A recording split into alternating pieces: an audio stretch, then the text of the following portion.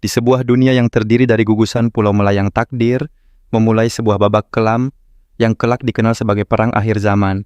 Tanpa peringatan musuh misterius, muncul dari angkasa turun laksana bola-bola, cahaya bersayap yang menyilaukan.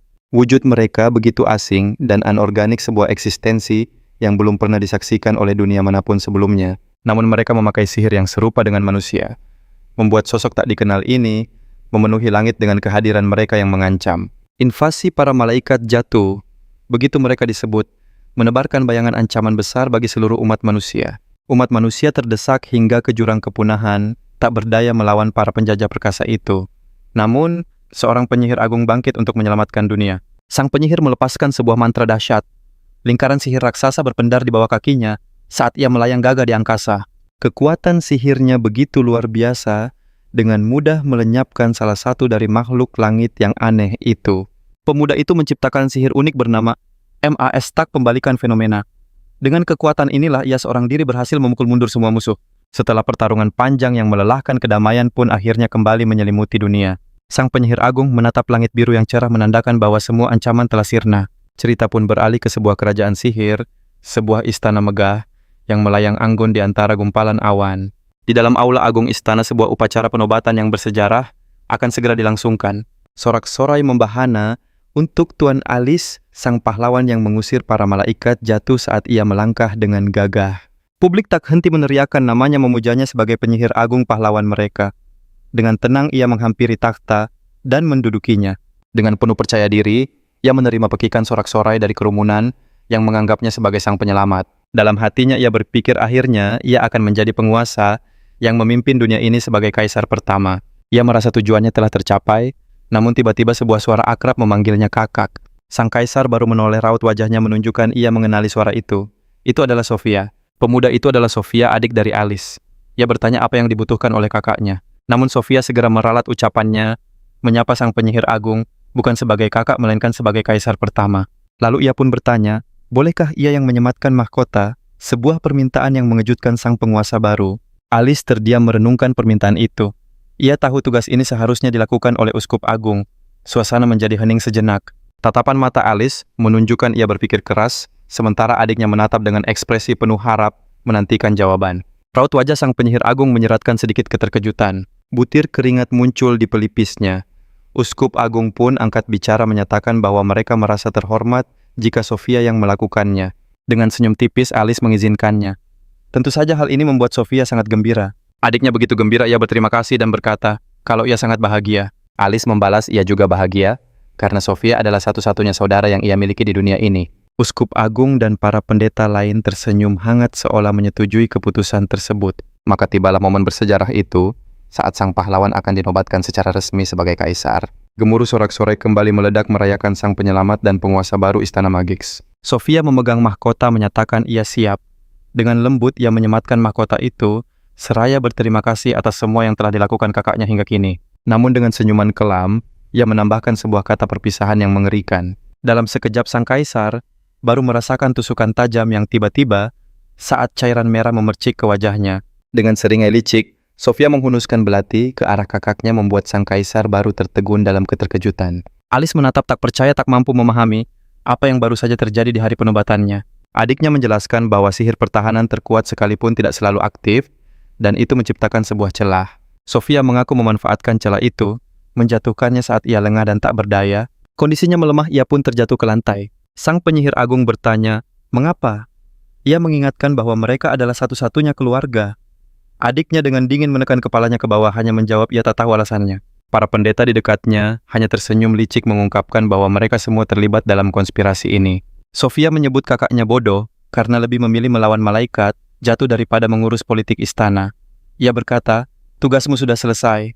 Ia lalu mendeklarasikan diri sebagai kaisar pertama yang akan memerintah kerajaan, menggantikan posisi kakaknya. Dengan tatapan dingin, ia menyuruh sang pahlawan yang terluka untuk segera menghilang, lalu membalikan badan menghadap kerumunan. Sofia bersandiwara, seolah kakaknya kelelahan, dan menyuruh orang untuk membawanya pergi. Dia memerintahkan para pendeta untuk membawa penyihir agung itu ke ruangan di mana tak seorang pun bisa menemukannya. Dengan tatapan dingin, dia menyuruh mereka meninggalkan kakaknya di sana dalam kesunyian. Uskup agung pun setuju mengumumkan pada publik bahwa itu adalah akibat kelelahan setelah perang panjang. Saat sang pahlawan dibawa pergi kerumunan bersorak untuk kaisar, baru tidak menyadari pengkhianatan keji itu. Mentari terbenam di atas istana Majik saat sorak-sorai untuk penyelamat bergema di seluruh negeri. Adegan beralih ke ruang bawah tanah yang gelap tempat sang pahlawan ditinggalkan sendirian. Dia terbaring di lantai batu yang dingin, napasnya tersengal dengan belati menancap di dadanya saat mahkotanya terguling. Dia tahu ajalnya sudah dekat bila pisaunya dilapisi racun mematikan yang tertancap begitu dalam. Di saat-saat terakhirnya dia teringat perjuangannya untuk semua orang, hanya untuk dibalas dengan pengkhianatan. Tangannya mengepal putus asa.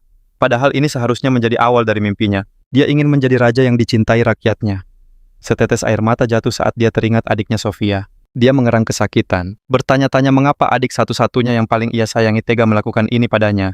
Kenangan masa kecil, mereka terlintas saat mereka berlari, riang bergandengan tangan, dan saling mendukung saat belajar bersama. Kembali ke masa kini, kesedihannya berubah menjadi amarah. Dia bersumpah takkan pernah melupakan pengkhianatan ini. Racun itu makin menggerogotinya, napasnya memburu, dan kesadarannya mulai memudar. Dengan sisa tenaganya dia memutuskan bahwa hanya ada satu pilihan terakhir yang tersisa. Dia bersiap mengaktifkan seni rahasia terlarang pembalikan fenomena Mobius dengan kekuatan penuh. Rencananya adalah untuk melampaui hukum fisika, memutar balik takdirnya sendiri, dan terlahir kembali melalui siklus reinkarnasi. Meski tanpa jaminan, dia terbaring dan meraih lingkaran sihir di lantai. Mempertaruhkan segalanya pada satu kesempatan ini, cahaya ungu dahsyat meledak dari tangannya, membawanya dari dunianya ke masa kini, Oktober 2026. Sebuah mata perlahan terbuka. Hal pertama yang dilihatnya adalah pantulan lampu gantung keemasan. Kesadarannya pulih, namun ia bingung di mana dirinya berada. Pandangannya menjadi jelas, menampakkan langit-langit ruangan yang sangat mewah. Ruangan itu penuh barang asing. Ini bukan istana kerajaan sihir, artinya reinkarnasinya berhasil. Namun tubuhnya terasa sangat lemas. Mungkinkah ini efek samping dari sihir yang ia gunakan? Saat mencoba memahami situasi, matanya tertuju pada sebuah cermin tangan di bantal sebelahnya. Dia meraih cermin itu, merasakan firasat buruk saat membawanya mendekat ke wajahnya. Tetapi saat mencoba bicara hanya suara seperti bayi yang keluar menambah kebingungan dan kepanikannya. Dan saat melihat pantulannya, ia terkejut melihat wajah malaikat anak kecil. Dia telah menjadi seorang bayi. Ia menggerakkan lengan mungilnya dengan putus asa, tak percaya telah terlahir kembali sebagai bayi yang tak berdaya.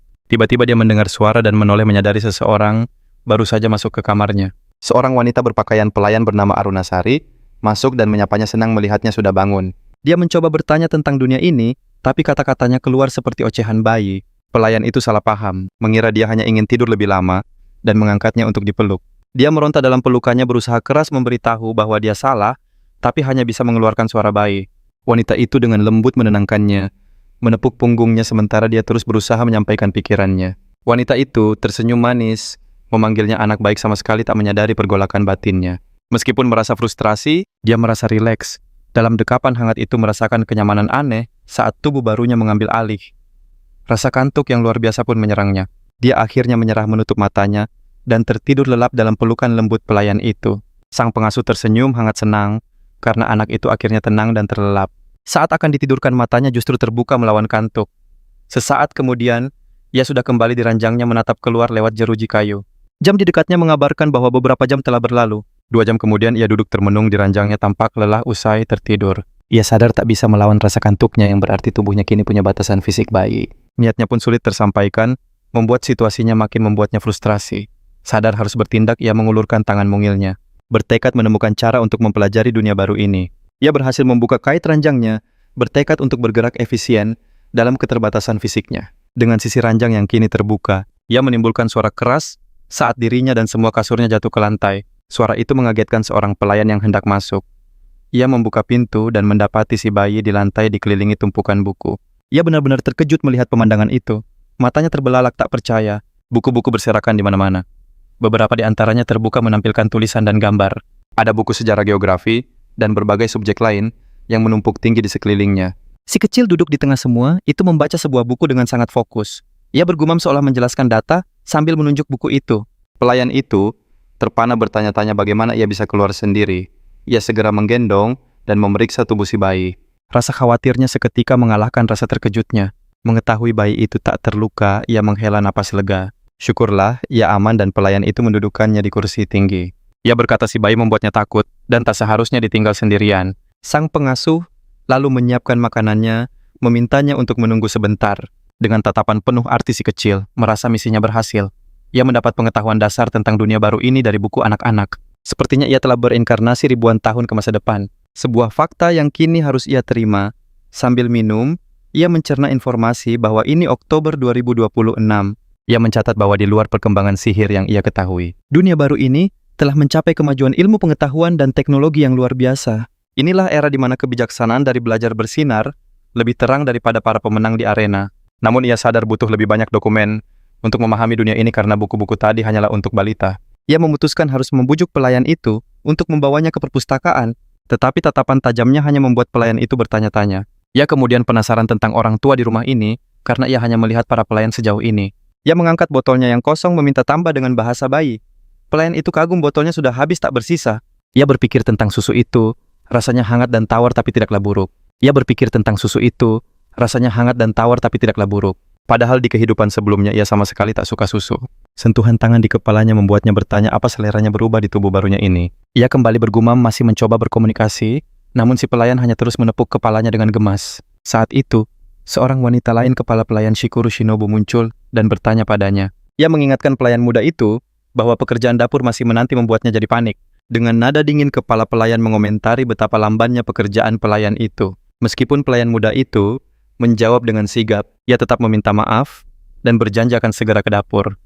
Kepala pelayan menghela napas, lalu memutuskan mengambil alih tugasnya. Si kecil menyaksikan percakapan itu dalam diam, mengamati dinamika keduanya. Perhatian kepala pelayan pun beralih padanya.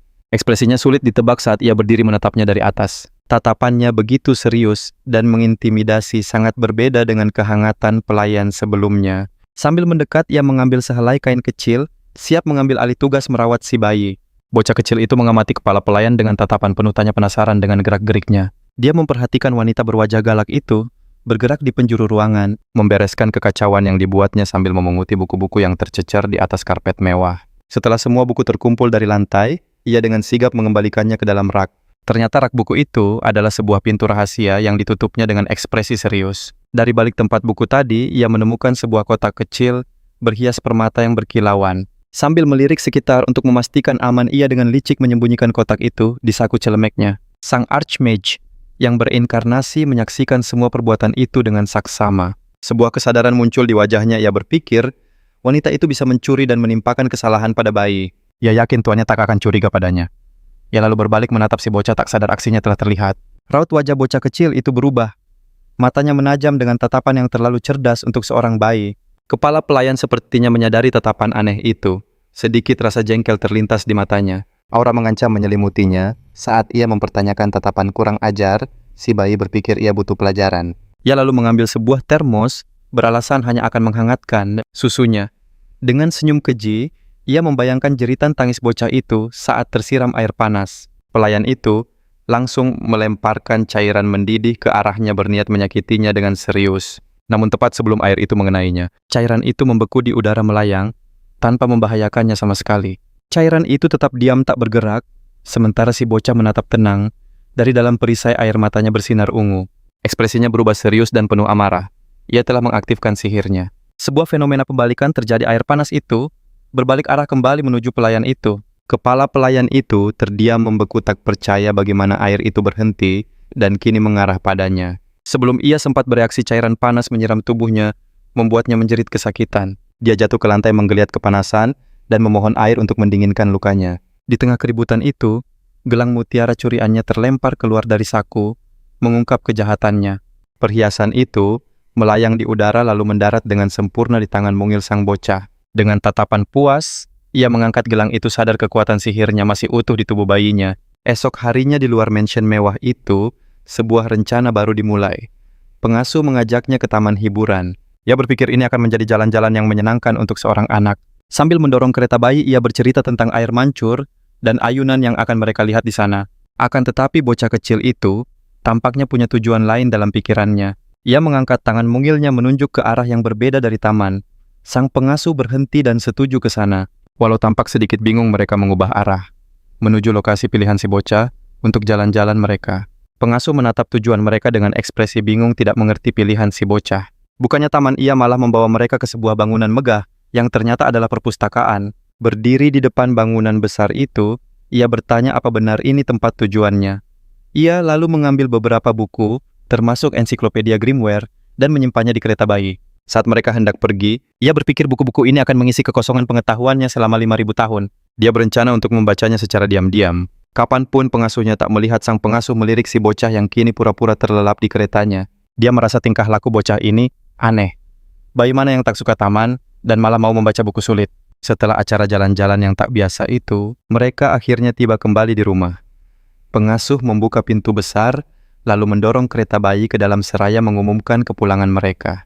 Seorang pria dan wanita telah menunggu di ruang tamu. Wanita itu berseru gembira melihat mereka kembali. Pengasuh pun menyapa mereka dengan hormat, memanggil mereka tuan dan nyonya. Wanita itu maju dengan mata berbinar, memeluk sang bayi, dan memanggil namanya penuh sukacita, Alice. Sang nyonya rumah menoleh pada pengasuh, raut wajahnya menyeratkan sedikit kebingungan. Ia lalu mendekap si kecil berbisik maaf, karena sempat meninggalkannya dalam pelukan yang hangat. Bocah itu mencerna segalanya, menyadari mereka adalah orang tua barunya, dan namanya kini adalah Alice. Kemudian pelayan lain yang datang menyarankan mereka bersantai sejenak, selagi makan malam disiapkan. Dalam gendongannya ia mengamati ibu barunya, dan berpikir, dia manis sekali. Sang ayah menatap istrinya dengan sendu, meminta maaf atas kondisi tubuhnya yang lemah. Ia merasa bersalah, namun istrinya segera menepisnya, mengatakan, kesehatan suaminya lah yang terpenting saat ini. Si kecil mendengar percakapan itu, hatinya mulai cemas memikirkan penyakit tersebut. Ayahnya terdengar putus asa, bahkan teknologi medis canggih pun tak bisa menolong. Namun istrinya berusaha tetap tegar. Ia bersikeras agar mereka tak menyerah, dan terus berjuang mencari cara penyembuhan. Namun sang ayah menjelaskan pilihan mereka terbatas karena tabungan menipis, dan rumah itu bisa saja disita. Demi membantu mengatasi kesulitan keuangan mereka, sang ibu mengusulkan untuk mengurangi donasi ke panti asuhan, namun suaminya menolak keras, menyatakan anak-anak itu adalah alasannya bertahan hidup. Ia memejamkan mata dengan sedih meratapi nasibnya yang harus menderita penyakit tanpa obat. Sang Archmage yang bereinkarnasi menyimak seluruh percakapan mereka. Ia diam-diam menganalisis situasinya, lalu memandang rumah yang nyaman itu, dan memutuskan tak ingin kehilangannya. Ia juga menyadari orang tua barunya adalah orang yang baik, terbukti dari kepedulian mereka pada panti asuhan. Dengan sebuah tekad yang baru membara, jiwa dari masa lalu dan masa kininya menyatu. Ia memutuskan akan menyelamatkan pasangan ini. Ia mengulurkan tangan mungilnya pada sang ayah seolah meminta digendong. Ibunya langsung mengerti isyaratnya. Pria itu memeluk putranya, tapi suaranya terdengar sendu. Ayah mungkin tak bisa lama menggendongmu. Ia pun memutuskan untuk memakai sihir pembalikan fenomena untuk mendiagnosis penyakit ayah barunya. Sambil menahan aliran sihirnya, ia menerapkan efek pemindaian untuk memeriksa fisik ayahnya. Ia melihat anatomi manusia tak banyak berubah, lalu mulai memeriksa kelainan pada jalur sihir. Tak butuh waktu lama, ia menemukan masalahnya sebuah sumbatan di salah satu jalur sihir pria itu. Ia lalu menyentuh dada ayahnya yang bertanya-tanya apa yang coba dilakukan oleh putranya. Bocah itu memusatkan energinya bersiap menggunakan sihir untuk membersihkan sumbatan yang ditemukannya. Ia mengirimkan denyut sihir kecil ke titik akupunktur ayahnya, membuat pria itu terkesiap kaget. Pria itu terhuyung ke belakang sambil mengerang sementara istrinya menghampiri dengan panik. Sebuah sensasi aneh menjalar di tubuhnya. Keringat membasahi dahi saat ia mencoba memahami apa yang terjadi. Ia meletakkan tangan di dadanya, merasakan sesuatu yang aneh, namun terasa begitu positif. Dengan penuh keterkejutan, ia sadar bahwa kondisinya sedang membaik. Secercah harapan pun menyala. Senyum terkembang di wajahnya saat ia yakin kesehatannya mulai pulih. Ia berseru bahwa dirinya merasa jauh lebih baik, membuat istrinya bertanya-tanya apakah ini sebuah keajaiban. Archmage muda itu pun tersenyum puas, nyawa pria ini seharusnya aman berkat campur tangannya. Namun sihir itu menguras tenaganya. Rasa kantuk luar biasa menyerang tubuh bayinya yang kecil, dan tak sanggup menahannya. Seketika ia pun tertidur lelap dalam dekapan hangat ayahnya. Energi sihirnya terkuras habis. Beberapa saat kemudian ia terbangun dengan kaget, merasa sedikit pusing. Ia melihat ibunya tertidur pulas di kursi dekatnya. Hari yang berat akhirnya membuatnya lelah. Ia sadar tubuh bayinya belum sanggup menahan sihir yang besar, sehingga rasa kantuk langsung menyerangnya. Ia paham bahwa sampai tubuhnya tumbuh kuat, ia harus menghindari penggunaan sihir secara sembarangan. Meskipun ia menyadari hal ini, ia mengaktifkan sihirnya menciptakan sebuah lingkaran cahaya kecil yang berpendar di tangannya. Dengan kekuatannya, ia menerbangkan sebuah buku tebal dan botol susunya dari meja di seberang ruangan. Dengan gerakan lincah yang tak terduga untuk tubuh mungilnya, ia berhasil menangkap kedua benda yang melayang ke ranjangnya. Aksi nekat barusan hanya untuk kali ini, gumamnya dalam hati seraya mulai membaca sambil menikmati susunya. Sang rembulan purnama mulai menyinari halaman mansion yang hening menandakan malam telah tiba. Berbaring di ranjangnya si kecil, merasa lega karena kini keluarga dan rumah barunya berada dalam keadaan aman. Namun tatapannya menerawang ke langit-langit merenungkan takdir di balik reinkarnasinya di masa ini. Ia yakin ada tujuan di balik kelahirannya kembali, dan bertekad kuat untuk mengungkap semua itu. Di saat yang sama, dalam senyapnya malam sesosok bayangan misterius menyelinap masuk ke area mansion. Sekawanan orang berjubah menemui kepala pelayan yang terhina yang memastikan ada banyak harta di dalam mansion. Dua penyusup mengamati mansion itu melihat kemewahannya dan tahu sang tuan sedang tak berdaya.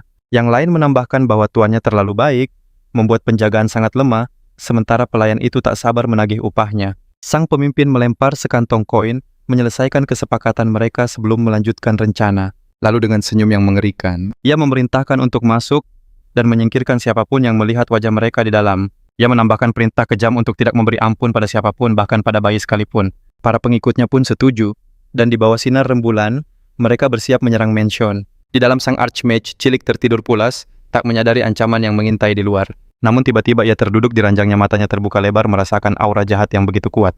Matanya menyipit, ia langsung sadar bahwa aura itu berasal dari sekelompok penyusup yang datang. Ia menghela napas perlahan dengan wajah yang menunjukkan ekspresi jengkel, seolah tak punya pilihan lain. Kemudian dengan tatapan mantap, ia memutuskan akan mengusir mereka, semua seorang diri dari rumah ini.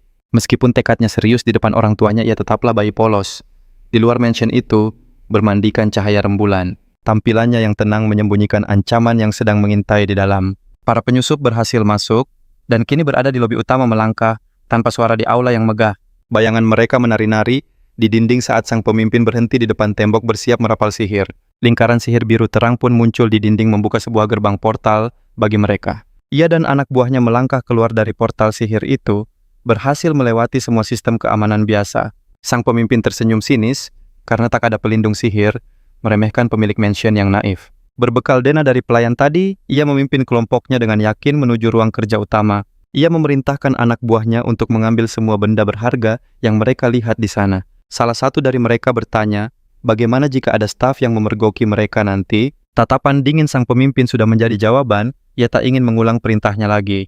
Dengan seringai bengis, ia memberi perintah tegas untuk membereskan siapapun yang mereka temui. Sementara di lantai atas, Tuan dan Nyonya, pemilik mansion masih tertidur lelap. Mereka sama sekali tak tahu ada penyusup di rumah mereka, keduanya berbaring dengan tenang. Ketenangan mereka akan segera sirna saat para penyusup bergerak cepat dan senyap di sepanjang koridor mewah. Namun sang pemimpin mendadak berhenti, tatapannya menajam seolah merasakan sebuah kejanggalan. Langkah mereka terhenti tepat di depan sebuah pintu ganda yang besar. Bayangan mereka yang mengancam terpantul di pintu itu, mereka yakin inilah ruang kerja yang dituju. Pemimpin penyusup itu mendobrak pintu, yakin di baliknya adalah ruang kerja yang siap dijarah. Ia langsung memerintahkan anak buahnya untuk mencari sebuah kotak batu sihir yang diyakini tersembunyi di sana. Anak buahnya segera menyebar menggeledah setiap sudut ruang kerja yang didekorasi dengan sangat mewah itu. Seseorang memeriksa di balik lukisan, berharap ada berangkas rahasia, sementara yang lainnya mencari di bawah perabotan. Namun pencarian mereka sia-sia, membuat pemimpin mereka mulai merasa sangat kesal dan frustrasi. Pemimpin itu menggeram kesal, merasa aneh, karena tak ada satupun benda berharga di ruangan ini. Lalu tiba-tiba salah satu anak buahnya memanggil sambil menunjuk ke bagian lain dari mansion besar itu. Di lantai lorong tergeletak sebuah batu sihir, ungu besar yang berkilauan terang. Dua penyusup itu menemukan batu sihir dengan tingkat kemurnian yang tinggi. Tapi pemimpin mereka heran kenapa batu itu ada di lorong. Salah satu dari mereka menatap curiga ke arah ruangan di dekatnya. Mengintip dari celah pintu, ia melihat permata sihir lain yang jauh lebih bernilai. Kristal bercahaya itu tergeletak di atas meja kecil, membiaskan cahaya dengan begitu memesona. Dengan girang ia memanggil bosnya, memberitahukan permata ini 100 kali lebih berharga. Sang pemimpin sadar harta karun yang sesungguhnya ternyata ada di ruangan sebelah. Dia masuk dan mendapati sang penyihir agung Cilik tertidur di ranjangnya, tapi matanya terpaku pada permata berharga itu. Salah satu penyusup meraih permata sihir itu, memutuskan untuk mengamankannya sebelum mengurus si bayi. Namun saat tangannya hampir menyentuh mata si kecil terbuka. Ia ternyata hanya pura-pura tidur. Pemimpin kelompok itu terperanjat oleh gerakan yang tiba-tiba itu. Matanya terbelalak kaget. Sang penyihir agung yang berinkarnasi mengeluarkan tangisan yang nyaring dan menusuk. Sebuah siasat untuk memberitahu seisi rumah akan kehadiran mereka. Seseorang menyarankan untuk membungkam si bayi, tapi pemimpinnya berteriak marah agar mereka menghabisinya. Salah satu penyusup mengangkat belatinya, menyuruh si bayi untuk tidak marah saat ia bergerak untuk menyerang. Tapi sebelum bilahnya menyentuh penyihir agung Cilik itu, mengaktifkan sihir pembalik fenomenanya, penyusup itu langsung terhempas ke belakang. Tangannya bersinar seolah terbakar oleh sebuah kekuatan yang dahsyat. Belatinya terpental ke udara saat sihir itu mendorong pria itu. Dia menjerit kesakitan saat terlempar ke dinding. Rekan-rekannya hanya bisa menatap dengan kaget dan bingung. Pemimpin mereka pun lengah saat sebuah boneka beruang seolah terlempar dari boks bayi dan mengenai kepalanya.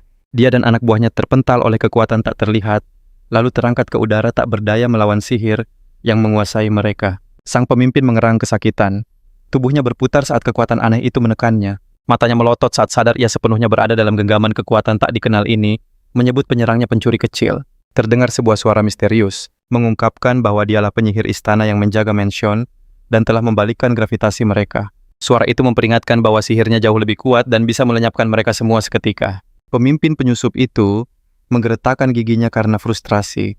Ia tak menyangka akan bertemu seorang penjaga. Suara misterius itu menuntut siapa yang mengirim mereka, menawarkan untuk mengampuni nyawa mereka jika menjawab. Di bawah tekanan hebat sang pemimpin, mengklaim tidak ada dalang di balik semua ini, dan mereka bertindak sendiri.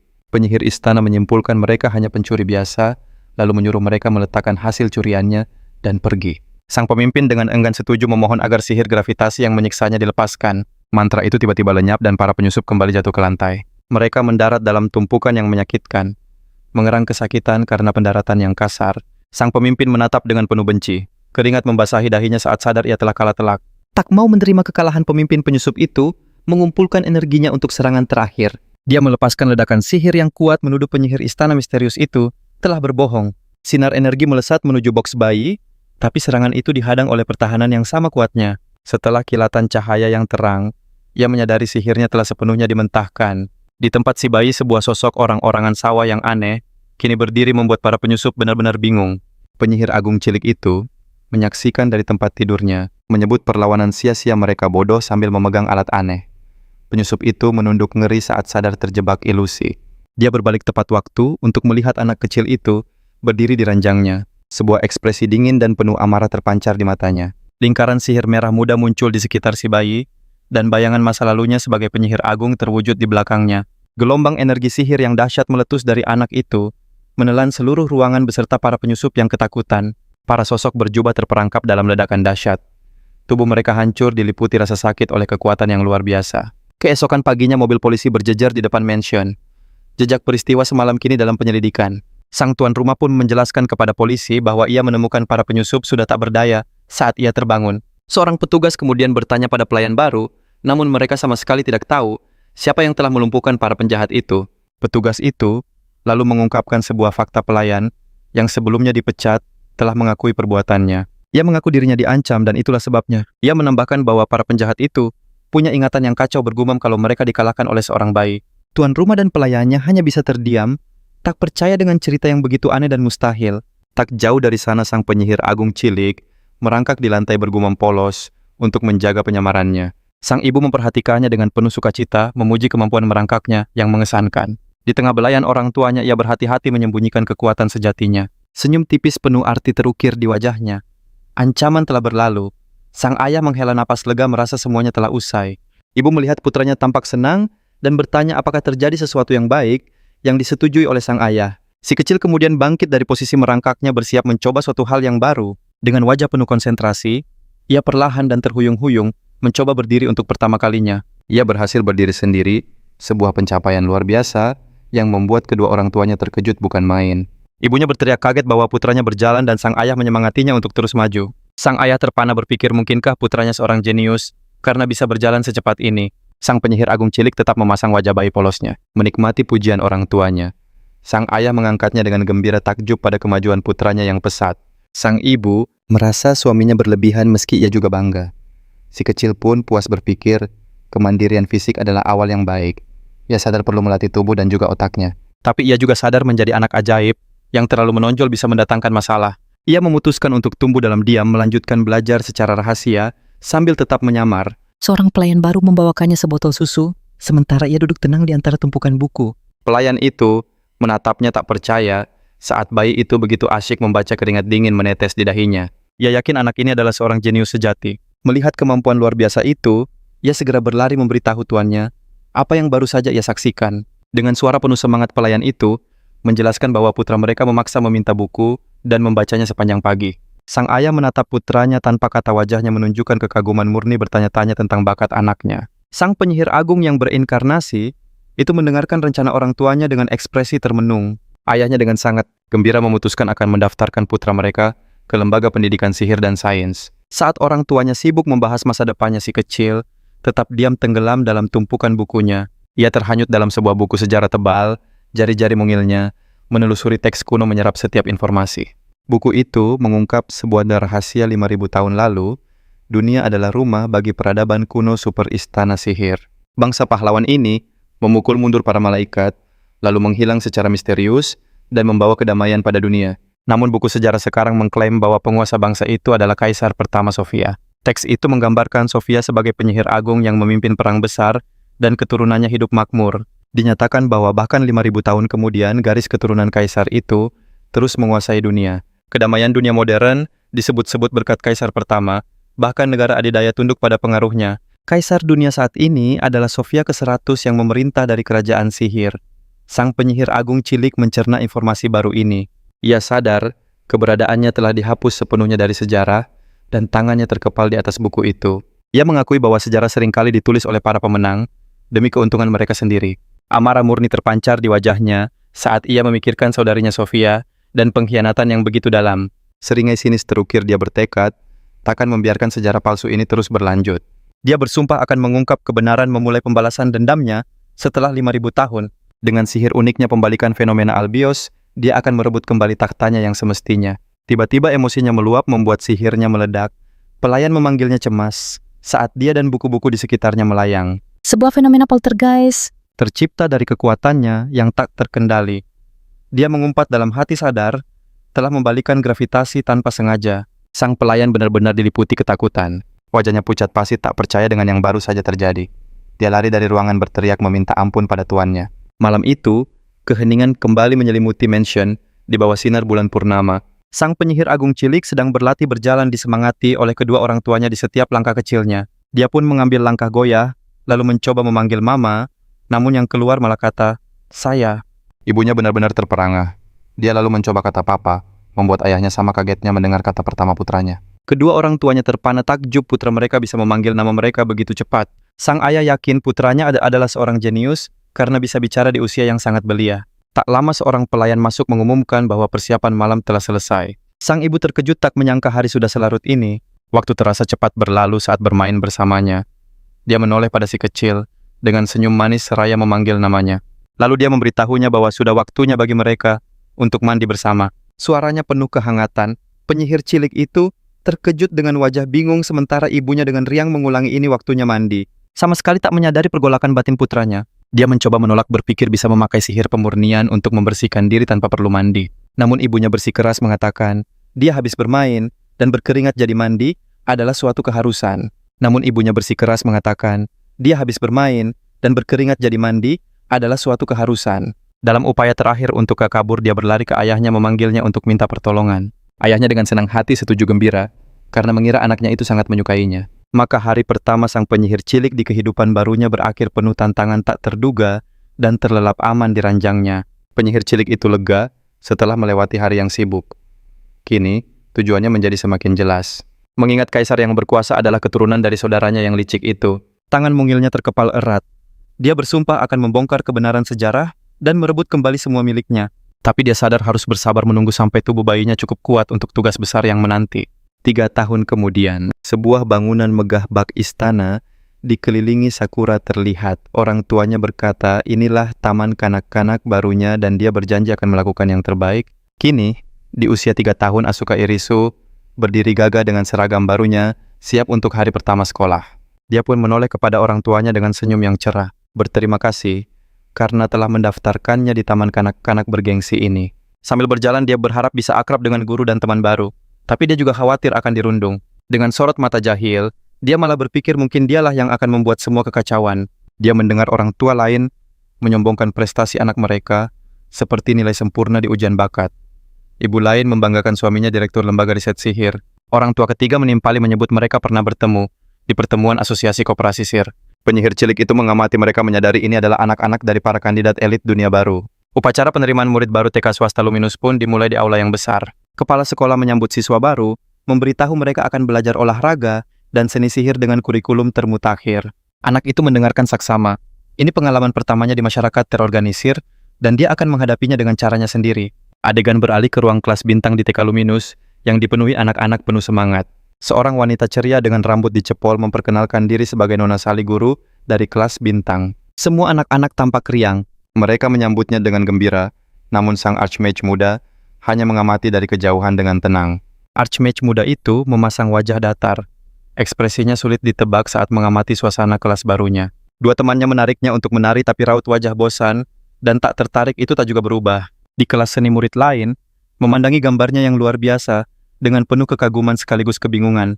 Dia duduk mendengarkan cerita dengan tatapan kosong yang sama, tak peduli pada suara antusias gurunya. Sang guru menyadari sikap diamnya dan bertanya apa ada masalah. Namun ia hanya menjawab singkat kalau dirinya baik-baik saja. Gurunya merasa sikap itu aneh, tak pernah ia melihat anak sedingin itu dan mencoba menghiburnya dengan mainan. Kekhawatiran guru itu makin menjadi, tapi sang Archmage tetap tenggelam dalam dunianya bersama buku. Saat jam istirahat tiba, anak-anak lain mulai berbisik-bisik. Pandangan penasaran mereka semua tertuju pada satu murid tertentu. Mereka membicarakan seorang anak dari kelas bulan, sebuah kelompok yang berbeda dan terlihat lebih istimewa. Seorang bocah percaya diri berambut mangkuk memperkenalkan diri sebagai Zaizen Takami. Dari kelas bulan menyebut dirinya yang terpenting di sana. Dengan angkuh, ia menyatakan diri sebagai bangsawan nomor 1, sementara kedua temannya terus memujinya. Archmage yang berinkarnasi itu menyaksikan pemandangan ini dari kejauhan. Raut wajahnya menunjukkan sedikit kekesalan. Ia kembali pada bukunya, menganggap adegan itu tak layak diperhatikan, dan gedung sekolah tampak berkilauan di bawah mentari. Arsitekturnya yang megah menjadi simbol dunia elit yang kini ia tinggali. Ia berjalan menyusuri lorong yang luas. Sosok mungilnya begitu kontras dengan lingkungan sekitarnya. Tiba-tiba sebuah suara memanggilnya. Ia menoleh mencari sumber suara itu. Ia melihat Zaizen dan teman-temannya tengah menyudutkan murid lain, mengatakan, "Orang biasa tak pantas ada di sini." Anak laki-laki itu tampak sangat ketakutan. Ia bersandar ke dinding sambil terus meminta maaf. Seluruh tubuhnya gemetar karena rasa takut. Dari jendela Archmage muda itu, menyaksikan adegan perundungan terkejut, melihat murid kelas bintang sampai meminta maaf. Teman Zaizen dengan sombongnya berkata, hanya bangsawan kelas 1 yang boleh masuk ke taman kanak-kanak ini, menegaskan status sosial mereka. Ia terus mengejek anak itu, menyebutnya penyusup dari keluarga rendah yang tak mampu memberi sumbangan layak. Anak yang dirundung itu menunduk pasrah, keringat membasahi wajahnya saat menahan semua hinaan. Bocah berkacamata itu kemudian menyarankan agar si korban membersihkan toilet sebagai ganti rugi. Dengan tawa jahat ketiga perundung itu menyeramkan seember air lumpur yang dingin ke tubuh anak malang itu. Anak itu pun basah kuyup. Seragamnya kini kotor dan penuh dengan noda lumpur. Zaizen mengejeknya berkata, air lumpur itu sangat cocok untuknya, seraya bersiap melempar seember lagi. Tapi sebelum ia sempat, sebuah tangan terulur dan menghentikan gerakannya. Sebuah intervensi senyap dari sosok tak terduga. Archmage muda itu maju berdiri di depan korban dan bertanya apa mereka tidak keterlaluan. Zaizen yang kesal karena diganggu menoleh pada pendatang baru itu dan bertanya apa urusannya. Archmage yang berinkarnasi itu dengan tenang berkata bahwa anak itu tak bersalah dan mereka harus berhenti. Salah satu teman Zaizen mengenalinya sebagai anak baru dari kelas bintang. Sebuah fakta yang sepertinya membuat mereka semakin geram. Ia menatap Archmage muda itu dari atas ke bawah, berpikir kalau anak ini juga terlihat miskin dan ada sesuatu darinya yang menyebalkan. Zaizen mendengus meremehkan. Jelas ia sama sekali tidak takut dengan gangguan tersebut. Tapi saat ia akan membalas, salah satu temannya melihat guru mereka, Nona Sally, sedang mendekat. Para perundung itu panik dan mencoba menyembunyikan bukti, tapi guru mereka sudah terlanjur melihatnya. Dengan marah Zaizen menatap sang Archmage, menyalahkannya karena membuat mereka dalam masalah. Ia memutuskan untuk memberinya pelajaran, mengangkat ember air lumpur ke arahnya. Namun Archmage muda itu sudah siap. Tangannya sudah bersinar dengan energi sihir samar. Ia mengaktifkan sihir pembalik fenomena tepat saat Zaizen melemparkan airnya. Air lumpur itu membeku di udara, lalu membentuk gelombang besar yang berbalik menyerang para perundung itu. Zaizen hanya bisa berdiri mematung. Embernya masih di tangan, otaknya berusaha mencerna apa yang baru saja terjadi. Cipratan air lumpur yang besar menerjangnya membuat teman-temannya hanya bisa terpaku melihat pemimpin mereka basah kuyup. Zaizen berdiri di tengah kubangan lumpur, berteriak-teriak jijik sementara teman-temannya memanggil namanya dengan cemas. Archmage cilik itu kemudian menggenggam tangan anak yang dirundung, sebuah genggaman kuat yang menenangkan dan mengejutkan bocah lainnya. Lalu dengan senyum percaya diri, ia memberitahu bocah itu kalau sudah waktunya bagi mereka untuk pergi dari sana. Anak yang dirundung itu tampak bingung namun membiarkan dirinya ditarik pergi, masih mencoba memahami situasi yang berbalik drastis. Kemudian, mereka berdua melangkah pergi meninggalkan para perundung yang terdiam, menatap kekacauan berlumpur yang mereka sebabkan sendiri. Keduanya menemukan tempat yang sepi, jauh dari keramaian dengan gedung sekolah yang megah sebagai latar belakangnya. Archmage cilik bertanya apa dia baik-baik saja, dan bocah itu berterima kasih, lalu memperkenalkan diri sebagai Alice. Bocah itu pun menyebutkan namanya, dan mereka saling bertukar sapa dengan sopan. Sebuah ikatan pertemanan baru mulai terjalin di antara mereka. Archmage cilik lalu memberitahunya bahwa status sosial bukanlah segalanya. Sebuah pernyataan yang sontak membuat bocah satunya kebingungan. Ia menasihatinya agar melawan dengan benar jika sesuatu mengganggunya karena menunggu bantuan orang lain adalah hal yang bodoh. Ia memperingatkan jika tidak anak itu akan selamanya menerima perlakuan buruk. Bocah itu hanya terdiam mendengarkan. Sang Archmage reinkarnasi itu lalu berbalik pergi membiarkan anak itu merenungkan kata-katanya yang penuh makna. Anak yang dirundung itu hanya bisa menatap punggungnya yang menjauh. Ekspresinya dipenuhi rasa terima kasih dan perenungan saat mencerna nasihat itu. Keesokan harinya sekolah berdiri gagah di bawah langit biru yang cerah. Sebuah hari baru untuk belajar akan segera dimulai. Nona Sally menyapa kelasnya dengan penuh semangat mengajak mereka untuk bermain dan bersenang-senang. Namun Archmage cilik justru tampak bosan dan lesu sama sekali tak berminat dengan kegiatan hari itu. Selama sesi menggambar dia duduk di sebelah teman barunya, tetapi pikirannya tampak melayang ke tempat lain. Gurunya dibuat terheran-heran oleh hasil gambarnya yang bukan gambar biasa, melainkan susunan lingkaran sihir dan formula yang rumit. Sang guru benar-benar terpana otaknya seakan tak mampu memproses konsep tingkat tinggi yang telah ia gambar.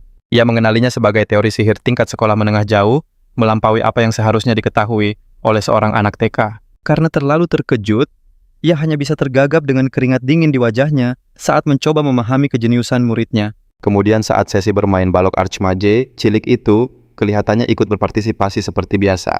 Meski ekspresinya tetap terlihat bosan diam-diam, ia menggunakan sihirnya untuk memahat balok-balok itu menjadi replika patung terkenal, membuat gurunya sekali lagi kehilangan kata-kata. Ia pun panik berpikir harus segera melaporkan bakat yang luar biasa dan sulit dipercaya ini kepada kepala sekolah.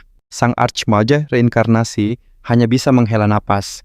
Ia sadar jika terus begini di sekolah ini, kemampuan sejatinya pasti akan terungkap. Sementara itu, Zaizen dan teman-temannya bersembunyi di sudut tengah merencanakan aksi balas dendam. Zayan terlihat sangat murka bersumpah akan membalas perbuatan anak malang yang telah mempermalukannya di depan gurunya. Ia berteriak akan menunjukkan siapa penguasa sebenarnya di taman kanak-kanak ini sambil menggenggam sebuah alat sihir aneh berbentuk silinder. Tak lama, Archmage cilik dan teman barunya berjalan menyusuri lorong bersama, sama sekali tidak menyadari jebakan yang menanti mereka. Zaizen mengintip dari balik sudut dengan senyum licik, menunggu mereka semakin dekat. Archmage reinkarnasi itu mendengar bisikan mereka dan merasakan jebakannya, tapi ia memutuskan untuk ikut dalam permainan mereka untuk saat ini. Zayan menjelaskan rencananya bahwa ia telah memasang alat sihir di lorong untuk meledakkan bocah itu. Temannya tampak takjub menyadari bahwa itu adalah alat yang biasa digunakan oleh orang dewasa. Dengan bangga Zaizen mengaku bahwa ia menyelundupkannya dari perusahaan ayahnya. Ia menyatakan ini adalah balasan atas insiden air lumpur dan ia akan membuatnya terlempar jauh. Sang Archmage berpikir jebakan ini terlalu kentara sampai-sampai berpura-pura tidak tahu pun terasa melelahkan. Saat mereka semakin dekat, teman-teman Zayan memberinya isyarat dan ia pun bersiap untuk mengaktifkan alat sihir itu. Ia menarik pinnya dengan seringai kejam di wajahnya membayangkan lawannya akan menjerit kesakitan. Namun tepat saat ia mengaktifkannya sebuah ledakan dahsyat terjadi, bukan di lorong melainkan tepat di hadapan para perundung itu sendiri. Anak di sampingnya menjerit ketakutan refleks melindungi diri saat bersiap menghadapi dampak ledakan. Tapi Archmage cilik itu dengan tenang mengaktifkan sihir. Pembalikan fenomena Mobius miliknya menciptakan sebuah perisai pelindung di sekitar mereka. Ledakan itu berbalik arah dan gelombang kejut yang dahsyat meletus dari tempat para perundung berdiri, membuat Zaizen dan teman-temannya terlempar ke belakang. Raut terkejut dan bingung terpancar di wajah mereka. Tubuh mereka terlempar begitu saja ke udara. Rencana mereka gagal total dengan cara yang spektakuler. Ketiga perundung itu pun mendarat bertumpukan di tanah. Mereka mengerang kesakitan akibat ledakan tiba-tiba itu. Sementara sang Archmage reinkarnasi berdiri tenang dengan mudah melindungi dirinya dan temannya. Suara ledakan itu sontak menarik perhatian Bu Sally dan guru lainnya yang bergegas mencari tahu apa yang terjadi. Mereka menemukan ketiga anak nakal itu terduduk kebingungan dengan bintang-bintang seolah menari di atas kepala mereka. Lalu sang Archmage muda menunjuk mereka dan berdalih ada hembusan angin dahsyat yang membuat anak-anak itu terjebak. Dia pun menambahkan kalau cuaca belakangan ini memang tidak menentu. Mereka juga terkejut dengan kejadian mendadak itu, lalu ia menoleh pada temannya, dan diam-diam mereka menyelinap pergi dari sana. Mereka melenggang pergi membiarkan para guru mengurus para perundung yang masih linglung dan kebingungan. Para guru hanya bisa saling tatap mencoba mencerna penjelasan aneh tentang ledakan keras barusan. Beberapa saat kemudian, kedua anak itu terlihat duduk di bangku di sudut sekolah yang sepi. Anak itu bertanya pada teman barunya bagaimana cara menjadi sekuat dirinya dengan tatapan penuh kekaguman. Ia mengaku tak punya rasa percaya diri dan selalu menjadi sasaran perundungan. Ia bahkan mengakui tidak berani menceritakan hal ini kepada orang tuanya. Suaranya terdengar penuh dengan keputusasaan dan rasa frustrasi. Sang Archmage muda berkata bahwa setiap orang punya potensi tak terbatas dan ia harus berani menolak hal yang tidak disukainya. Ia menambahkan selama tidak menyia-nyiakan potensi itu, ia pasti bisa berubah membuat teman barunya termenung dalam. Sang Archmage muda berpikir, dalam hati ia juga pernah melakukan hal yang sama, menaruh kepercayaan pada potensi seseorang. Sekilas ingatan dari kehidupan masa lalunya melintas di benaknya, memperlihatkan dirinya bersama saudarinya Sofia yang pernah ia percayai, sementara anak itu masih merenungkan ide tentang potensi. Namun tiba-tiba senyum cerah terkembang di wajahnya seraya berkata, ia mengerti dan akan berusaha sekuat tenaga. Sang Archmage, reinkarnasi, menatap teman barunya dengan senyum tipis, penuh pengertian. Ia senang dengan tekad baru temannya. Ia merenung bahkan di dunia anak-anak sekalipun tatanan sosial sudah terbentuk. Lalu, keesokan harinya lapangan sekolah ramai oleh anak-anak yang berlarian di bawah sinar matahari yang hangat. Semua anak mengenakan seragam olahraga, menikmati hari yang penuh permainan di luar ruangan. Bu Sali mengawasi mereka dengan bangga namun senyumnya memudar saat menyadari ada yang tidak beres. Ia menoleh matanya menyapu area lapangan untuk mencari seorang murid yang tidak terlihat bersama yang lain. Ia menemukan seorang gadis kecil berlutut di dekat pagar. Kepalanya tertunduk dan tubuhnya gemetar. Guru itu bergegas menghampirinya dengan cemas, menanyakan apa yang terjadi. Gadis itu memegangi dadanya berkata, dadanya berdebar dan ia sesak napas. Sang Archmage muda yang sedang membaca buku, tak jauh dari sana mengangkat kepala perhatiannya teralihkan oleh keributan itu. Tiba-tiba gadis itu ambruk membuat Bu Sali panik dan berteriak meminta seseorang memanggil ambulans. Anak laki-laki itu pun menutup bukunya. Ekspresinya menjadi serius saat menganalisis situasi. Ia memutuskan menggunakan sihir pembalik fenomena versi khusus untuk memindai kondisi gadis itu, mengaktifkan efek pembalikan. Ia memvisualisasikan sirkulasi meridian sihir gadis itu dan menemukan masalahnya. Sebagian meridiannya tersumbat menyebabkan tekanan. Ia tahu kelainan seperti ini terkadang terjadi pada orang dengan kekuatan sihir melimpah sejak lahir. Dengan sihirnya ia menekan titik akupunktur gadis itu dengan lembut melancarkan sumbatan di meridiannya. Ia lega karena aliran energi sihirnya kini sudah aman, meskipun ia tahu ini hanya pertolongan pertama. Ia memanggil Bu Sali yang sedang menelepon. Guru itu terkejut melihatnya sudah ada di sana. Gadis itu sudah duduk dan pulih sepenuhnya. Sang guru takjub dan bertanya apakah ia baik-baik saja. Ia menjelaskan bahwa latihan yang berat menyebabkan aliran sihirnya terganggu dan ia tahu itu dari pengalaman. Dengan senyum percaya diri, ia berkata pada gurunya akan menyerahkan sisanya padanya, lalu ia pun pergi. Kemudian, di ruang kepala sekolah para guru melaporkan insiden aneh itu. Bu Sali menjelaskan bahwa anak itu pulih cepat berkat saran dari sang bocah. Guru lain ikut menimpali menceritakan keajaiban di taman bermain yang rusak, entah bagaimana pulih dalam semalam. Tak lama guru ketiga menambahkan proyektor sihir yang disentuhnya pun pulih dengan sendirinya secara misterius. Sang direktur menyimak dengan saksama tangannya terkepal saat mencerna kisah-kisah menakjubkan tentang satu murid ini. Sambil menggumamkan namanya senyum, penuh minat terukir di wajahnya. Ia menyebutnya anak yang sungguh menarik. Saat dalam perjalanan pulang, orang tuanya membanjirinya dengan pujian, dan dia hanya berkata kalau menggambar itu menyenangkan. Lalu dengan wajah serius, ia menatap orang tuanya dan mengungkapkan sebuah permintaan penting. Ia menatap dalam mata ibunya bertanya apakah ia boleh berhenti dari taman kanak-kanak elite itu. Permintaan itu sontak mengejutkan kedua orang tuanya. Wajah mereka dipenuhi kebingungan dan rasa tak percaya. Malamnya keluarga itu berkumpul di sekitar meja. Udara terasa tegang. Ibunya bertanya dengan suara cemas, apa dia sungguh-sungguh mau meninggalkan sekolah elite itu? Mereka mencoba mencari alasan. Apakah ada yang merundungnya? Atau gurunya tidak cocok? Mereka bingung. Dengan tenang ia menjelaskan tak ada yang mengganggunya dan gurunya baik. Tapi, tak ada lagi yang bisa ia pelajari di sana. Orang tuanya terpaku tak percaya. Bagaimana mungkin putra jenius mereka kehabisan ilmu di TK bergengsi itu? Kemudian ia memberitahu mereka kalau ia punya sebuah permintaan. Tangannya tertaut di meja bersiap menyampaikan keinginannya. Suasana hening dan tegang menyelimuti mereka. Orang tuanya menanti keinginan putra istimewa mereka.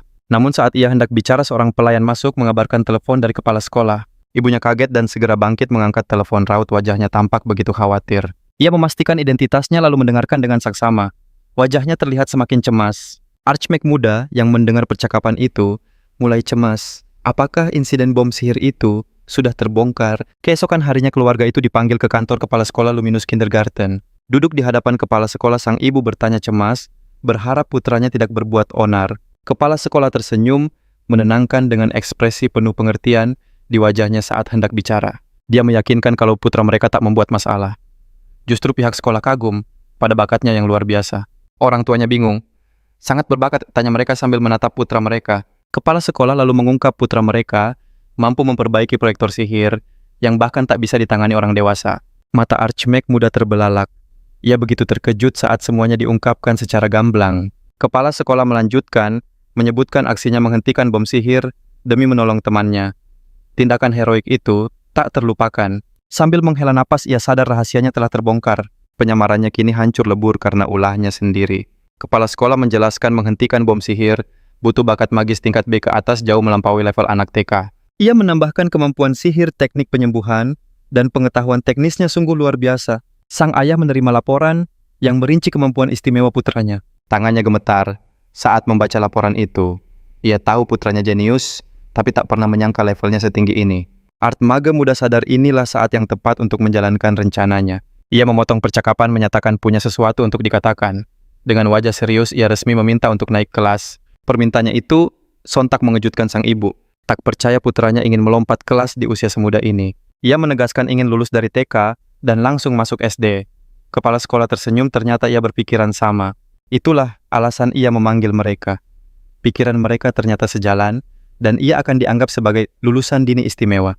Ia terkejut betapa mudahnya bernegosiasi dengan orang-orang yang berpikiran logis ini. Kepala sekolah berkata, tugas pendidik adalah membina bakat ajaib. Mendengar itu, ibunya sangat gembira. Ia berseru gembira. Putraku memang anak ajaib. Namun kepala sekolah menambahkan satu syarat.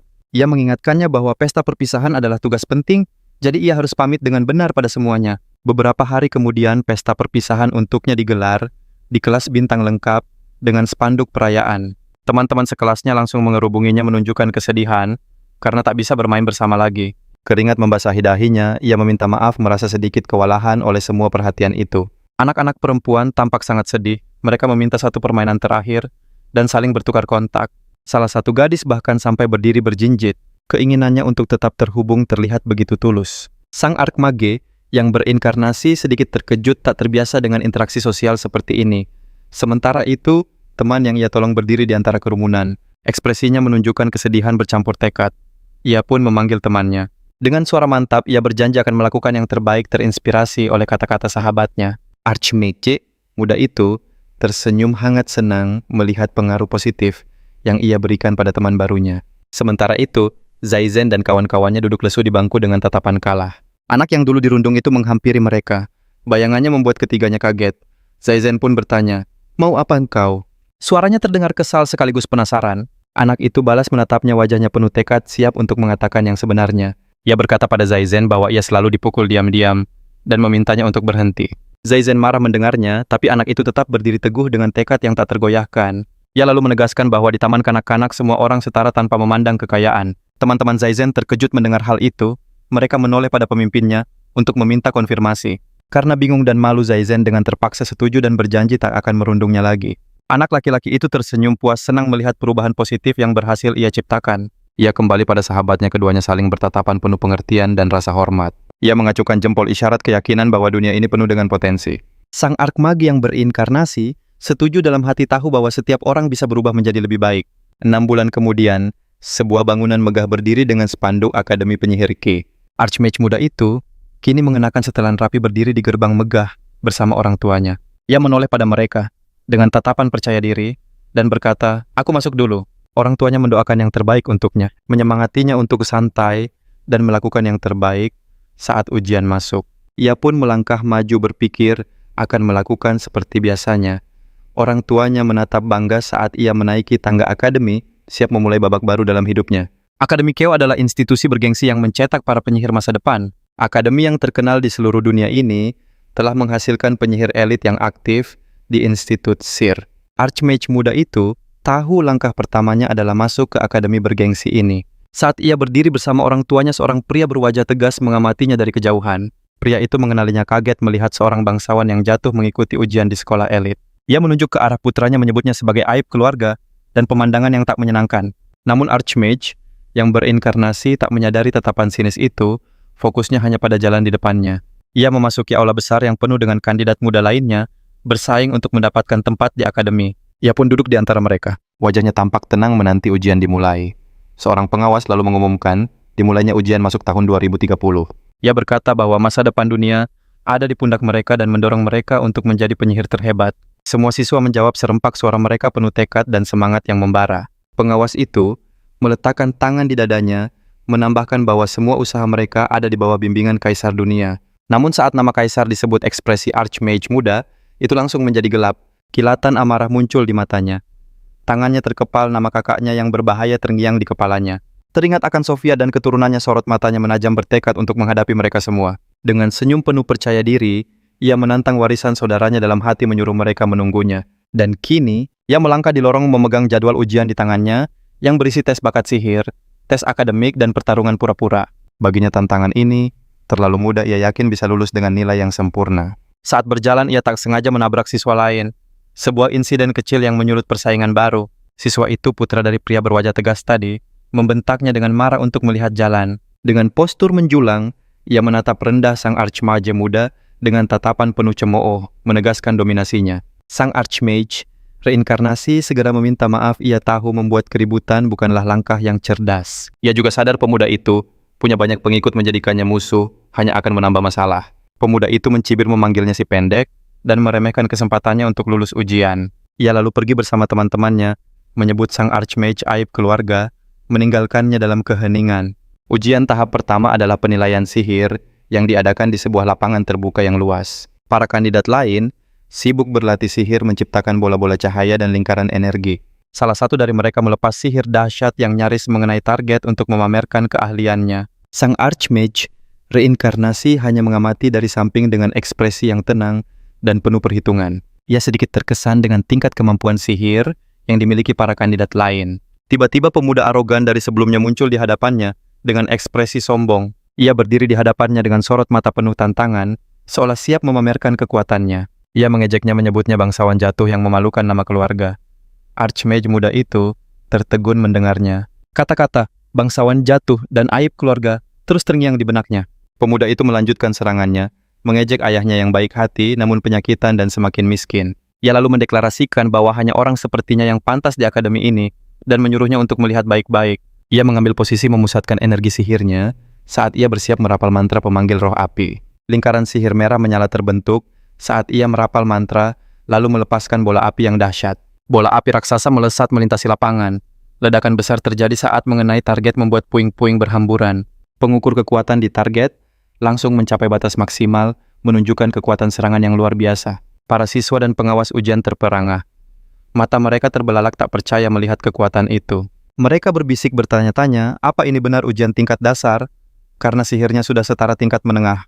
Pemuda itu tersenyum puas, raut kemenangannya terlihat jelas saat ia menikmati semua perhatian. Ia menoleh ke Archmage muda, menyuruhnya pulang saja, yakin telah membuktikan siapa yang lebih unggul. Namun sang Archmage reinkarnasi hanya berdiri diam, ekspresinya datar saat ia bersiap untuk gilirannya. Ia mengaktifkan sihir Mobius ciptaannya. Aura biru menyelimutinya saat ia mulai memanipulasi gravitasi. Ia hanya melepaskan ledakan energi kecil yang terkendali ke arah target. Sangat kontras dengan pertunjukan sebelumnya, namun serangannya juga memaksimalkan kekuatan. Alat pengukur menunjukkan tekniknya sama kuatnya, bahkan alat itu mulai retak tak sanggup menahan sihirnya. Para siswa lain sekali lagi dibuat terpana. Wajah mereka menunjukkan keterkejutan dan kekaguman. Dan kemudian target itu hancur berkeping-keping. Benar-benar musnah oleh kekuatan Archmage muda itu. Si pemuda arogan hanya bisa terdiam dengan mata terbelalak. Ia tak percaya telah dikalahkan, hanya bisa menatap kosong saat debu mulai turun. Rasa percaya dirinya hancur lebur. Tiba-tiba sebuah cakram raksasa melesat ke arahnya, bagian ujian tak terduga. Ia panik dan berteriak mencoba menghindari proyektil yang datang. Tapi Archmage muda itu hanya mengangkat tangannya. Ekspresinya tenang dan fokus menghadapi ancaman baru. Dengan mudah ia menghentikan cakram itu di udara, lalu menghantamkannya ke tanah, menciptakan ledakan besar lain. Pemuda arogan itu hanya bisa terduduk lemas di tepi kawah yang baru saja terbentuk. Wajahnya memucat pasi, diliputi rasa takut yang luar biasa. Ia sampai mengompol menatap dengan mata tak percaya pada pemandangan di hadapannya. Sang archmage muda menjulang di hadapannya. Cahaya mentari di belakangnya membentuk siluet yang mengintimidasi. Dengan tatapan sedingin es, ia berkata, "Kaulah yang seharusnya pulang." Si perundung itu gemetar hebat menahan takut. Keangkuhannya sirna seketika di hadapan kekuatan dahsyat archmage muda itu. Dari kejauhan sekelompok murid, termasuk seorang gadis pirang berekor kuda, menyaksikan adegan itu dengan penuh minat. Gadis pirang itu mengamati dengan ekspresi tenang, tatapannya tajam, seolah menganalisis setiap gerakan. Pengawas mengumumkan kelulusan archmage muda dalam tes sihir. Suaranya menggema di seluruh arena. Sang archmage reinkarnasi itu hanya berbalik pergi, wajahnya datar, tanpa ekspresi menuju tes selanjutnya. Ia telah melewati tes kemampuan sihir, kini ujian akademik dan simulasi tempur menantinya. Babak kedua ujian masuk adalah tes akademik, diadakan di sebuah aula yang besar dan hening. Semua siswa fokus pada lembar jawaban mereka. Hanya suara goresan pena yang memecah keheningan. Bagi archmage muda, tes ini terasa terlalu sepele. Ia memutuskan menjawab biasa saja agar tak menarik perhatian. Ia menghela napas pelan, merasa sedikit bosan dengan soal-soal yang terlalu sederhana itu. Seorang gadis di sebelahnya berbisik panik karena lupa membawa penghapus. Wajahnya tampak cemas. Dengan tenang ia mengambil penghapusnya sendiri dan membaginya menjadi dua, sebuah solusi yang praktis. Ia menyodorkan separuhnya sebuah kebaikan kecil yang mengejutkan si gadis sambil berkata, "Mari kita berjuang bersama." Senyum tipis terukir di wajahnya saat menyemangati gadis itu. Ia pun berterima kasih dengan tulus. Pipi si gadis bersemu merah tersentuh oleh kebaikannya yang tak terduga. Sementara itu, dari beberapa baris di belakang si gadis pirang, kembali mengamatinya dengan ekspresi penasaran. Ia terus memperhatikannya, matanya menyipit mencoba menguak misteri di balik sosok pemuda luar biasa itu. Setelah ujian akademik usai, waktu makan siang tiba. Semua siswa berkumpul di kafetaria. Sang archmage muda membuka kotak bento buatan ibunya penuh dengan makanan kesukaannya. Ia duduk bersama kedua orang tuanya yang datang untuk memberinya semangat di hari ujian yang panjang. Ayahnya bertanya tentang ujiannya, dan ia dengan percaya diri menjawab semuanya berjalan sempurna. Ia menyantap sosis guritanya sementara orang tuanya menyemangatinya untuk tes sore nanti. Tiba-tiba pria berwajah angkuh dari sebelumnya bersama putranya mendekati meja mereka. Ayah sang archmage sedikit terkejut melihat mereka. Pria itu menyapanya, menyebut pertemuan ini sebuah kebetulan. Sang ayah membalas sapaannya, namun dengan nada dingin yang jelas membuat pria itu kesal. Pria itu menyindir, nadanya mengingatkan akan posisi rendahnya dalam hierarki Zaibatsu. Sang ayah mencoba mencairkan suasana. Keringat dingin membasahi dahinya saat ia memintanya untuk tidak kaku. Tangan pria itu berkilau samar dengan energi sihir, sebuah ancaman yang tak terucapkan. Ibu sang archmage menatap cemas, merasakan ketegangan yang meningkat di antara keduanya. Sang archmage reinkarnasi hanya mengamati dalam diam, matanya menyipit tajam menilai situasi. Pria itu lalu mengalihkan pandangannya pada si pemuda. Ia bertanya apakah ia mewarisi sifat pembangkang ayahnya. Putranya yang tadi dipermalukan tersenyum puas. Sang ayah terdiam, tak tahu harus merespon penghinaan terang-terangan itu. Pria itu membentaknya, menuduhnya menjadi sombong hanya karena berhasil loncat kelas. Ia menghinanya sebagai bangsawan jatuh, lalu dengan kasar menepis kotak bento dari tangannya. Seluruh kafetaria terdiam terkejut oleh ledakan amarah yang tiba-tiba dan keras itu. Bekal penuh cinta itu kini berceceran di lantai nasi dan lauk pauknya berantakan. Pria itu mengancam sang ayah agar tidak berurusan dengan Dewan Zaibatsu karena sikap tak hormatnya. Ia menyiram kopi panas ke makanan itu dan memerintahkan sang ayah untuk membersihkan dan memakannya sebagai permintaan maaf. Sang archmage muda mencoba bertindak, namun ayahnya menahannya dan berkata itu sudah cukup. Sang ayah membungkuk dalam-dalam memohon maaf atas nama putranya dan meminta agar masalah ini dilupakan. Pria itu memohon menjelaskan bahwa keributan bisa membuat putranya didiskualifikasi dari ujian. Sang archmage reinkarnasi itu hanya bisa menatap ayahnya yang menanggung hinaan ini deminya. Sorot matanya menyeratkan rasa sakit bercampur amarah. Ia teringat kehidupan lalunya, menyadari tindakannya dulu sangat gegabah dan bukanlah strategi yang bijak. Ia harus belajar dari kesalahan ini, mengingat ia pernah celaka karena mengabaikan prinsip yang sama. Saat bekal itu jatuh berserakan, ia membuat keputusan. Ia tak akan mengulangi kesalahan yang sama. Dengan tatapan mata yang tajam, sihirnya aktif. Makanan dan kopi yang tumpah mulai melawan gravitasi. Kopi panas itu melesat kembali menerjang wajah pria itu, hingga ia menjerit kaget dan kesakitan. Ia terhuyung ke belakang, sambil memegangi wajahnya, dan putranya pun bergegas menghampirinya. Ia menatap tajam keluarga archmage muda, bersumpah akan membuat mereka mengingat penghinaan ini. Ia dan putranya lalu kabur panik mencari air untuk mendinginkan lukanya. Sang ayah hanya bisa terdiam membisu karena terkejut.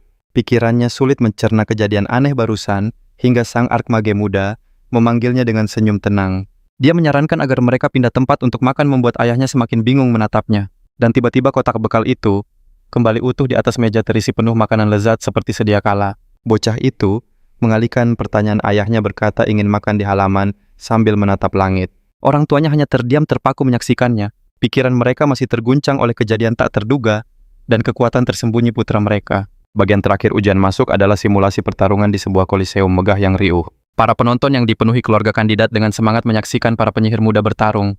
Nama Arkmage muda pun dipanggil ke arena. Sosok mungilnya berdiri sendirian di lorong masuk yang luas. Dia menarik napas dalam-dalam.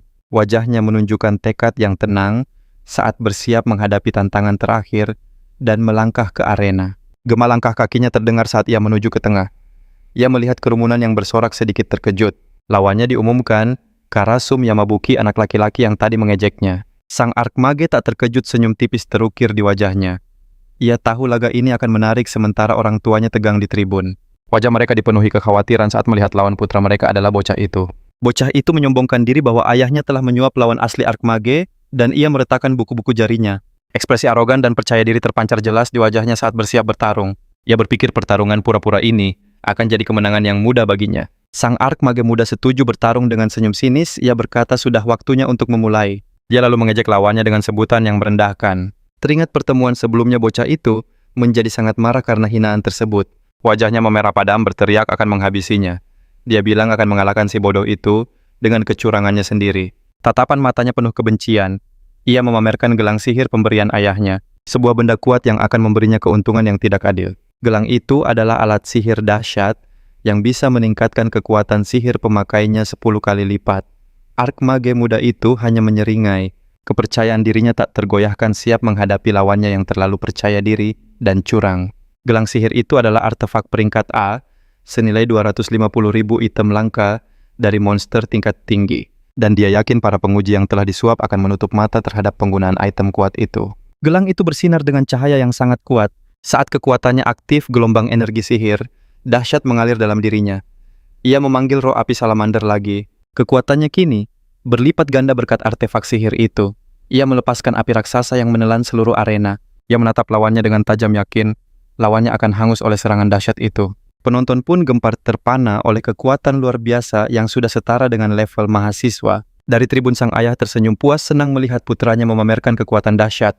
Burung api raksasa melesat ke arah Archmage muda, meninggalkan jejak kehancuran di belakangnya. Dengan sombong bocah itu bertanya bagaimana lawannya akan menghadapi kekuatan sebesar ini.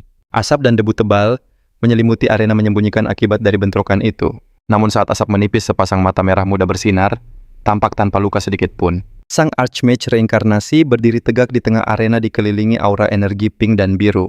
Bocah itu tak percaya bagaimana serangannya yang 100 kali lipat lebih kuat bisa gagal total. Dengan ngeri ia melihat Archmage muda memanggil burung apinya sendiri yang jauh lebih perkasa. Archmage muda itu hanya mengangkat tangannya, ekspresinya tenang dan percaya diri siap mengakhiri pertarungan. Ia melepaskan sihir pembalik fenomenanya mengirimkan ledakan energi dahsyat ke arah lawannya. Burung api lawannya lenyap seketika dan ia harus menghadapi kekuatan penuh serangan baliknya. Dia hanya bisa menatap ngeri saat serangannya sendiri berubah menjadi kembang api tak berbahaya. Orang tuanya yang yakin akan kemenangan curang mereka terdiam melihat pergantian peristiwa yang tak terduga. Bocah itu menjerit ketakutan, merangkak menjauh dari sosok perkasa di hadapannya. Ia mencoba bertahan memanggil mantra api untuk menahan raksasa itu. Arena bergemuruh oleh ledakan saat kedua makhluk sihir itu beradu dalam pertempuran spektakuler. Sang pembawa acara yang juga ayahnya terjebak dalam baku tembak menjerit saat Archmage muda berjalan menembus api. Tubuhnya dilindungi oleh aura energi sihir yang kokoh. Ia menatap tajam lawannya, wajahnya penuh tekad, siap mengakhiri semuanya. Bocah itu tak bisa berkata-kata. Wajahnya dipenuhi rasa takut dan tak percaya menatap sosok tanpa luka itu yang menjelaskan bisa saja membalikan serangan pertama. Ia menyadari kekuatan sihir lawannya meningkat drastis dan bertanya apakah dia berbuat curang. Bocah itu menyangkalnya, tetapi wajah gugupnya mengatakan yang sebenarnya. Archmage muda itu lalu mengulurkan tangan dan menyentuh gelang sihir itu. Matanya bersinar penuh kekuatan saat ia mengaktifkan sihir pembalik fenomenanya. Gelombang energi mengalir dari tangannya ke artefak itu, dan gelang sihir itu hancur berkeping-keping. Kekuatannya benar-benar dilenyapkan oleh sihir superior sang Archmage muda. Ia berkata, kecuranganmu berakhir di sini, dan bertanya apa lawannya siap menghadapinya dengan adil, sambil mengepalkan tinjunya. Aura pink dan biru yang kuat mengelilinginya saat ia bersiap untuk serangan terakhir, sementara lawannya jatuh terduduk. Tubuhnya gemetar ketakutan saat menghadapi kekuatan luar biasa dari Archmage muda. Sang Archmage reinkarnasi melepaskan ledakan energi dahsyat, matanya bersinar terang. Bocah itu hanya bisa menatap ngeri, wajahnya pucat pasi menanti datangnya serangan. Ia mengeluarkan jeritan putus asa terakhir, suaranya penuh teror. dan perlawanan sia-sia. Namun serangan Archmage muda tidak seperti yang ia duga, dan pertarungan berakhir secara tiba-tiba. Bocah yang kalah itu hanya bisa gemetar di tanah, wajahnya dipenuhi ketakutan murni. Ayah sang Archmage muda terpana pikirannya, masih tak percaya dengan kekuatan luar biasa putranya. Ayah bocah itu memanggilnya, tapi ayah Archmage muda menahannya, mengatakan pertandingan sudah selesai. Ia menatap putranya dan menyuruhnya berhenti, dan Archmage muda dengan enggan setuju. Ia berbalik dan pergi meninggalkan lawannya yang kalah di kawah yang ia ciptakan. Ia lalu mendekati ayahnya dan pembawa acara yang masih dalam keadaan terkejut. Pembawa acara yang juga ayah bocah itu tak bisa berkata-kata, tak mampu memahami apa yang baru saja ia saksikan. Akhirnya ia menemukan suaranya dan menyatakan Kurosumaru kehilangan semangat bertarung, menjadikan Archmage muda pemenangnya. Penonton bersorak-sorai saat pemuda itu dinyatakan sebagai pemenang pertarungan pura-pura. Ia berjalan keluar arena mengangkat tinjunya dalam kemenangan tenang di tengah hujan konfeti. Orang tuanya menyambut dengan senyum bangga, wajah mereka penuh kekaguman dan rasa hormat. Ia pun melangkah pergi dari arena. Kemenangan sudah di tangan dan posisinya di akademi kini terjamin. Namun langkahnya terhenti merasakan kehadiran seseorang di belakangnya, dan ia pun refleks berbalik. Ternyata gadis pirang yang tadi tengah bersandar di dinding. Dengan tangan terlipat, ia seolah sengaja menunggunya. Tatapan gadis itu penuh rasa ingin tahu, namun juga menantang saat ia mengajaknya bicara. Gadis itu memberinya selamat, mengatakan bahwa pertarungannya barusan benar-benar hebat dan luar biasa. Lalu ia bertanya apa benar dia adalah siswa yang sengaja tidak ikut pelajaran di kelas. Nadanya terdengar penasaran sekaligus ragu. Ia pun kaget dengan sikapnya yang sok akrab, bertanya-tanya siapa gadis ini.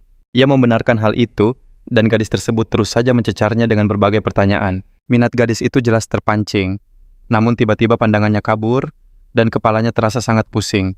Gadis pirang itu pun bertanya apakah dia masih mendengarkannya atau tidak. Suaranya terdengar kesal, sekaligus cemas melihat tubuhnya goyah. Tiba-tiba ia ambruk dan refleks berpegangan pada gadis itu. Gadis itu terbelalak kaget. Ia tak menyangka anak ini malah tertidur pulas di bahunya sambil mendengkur. Tak lama kemudian ia terbangun dengan kaget. Kepalanya masih terasa pening akibat tidur mendadak tadi. Ia mendapati dirinya di ruangan yang nyaman, dengan kedua orang tuanya yang menatapnya sambil tersenyum lega.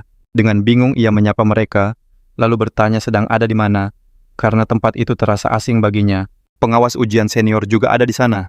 Ia menjelaskan mereka berada di ruang kepala sekolah untuk wawancara akhir. Ia berkata wajar jika merasa kelelahan setelah pertarungan hebat dan mengatakan tidurnya sangat nyenyak.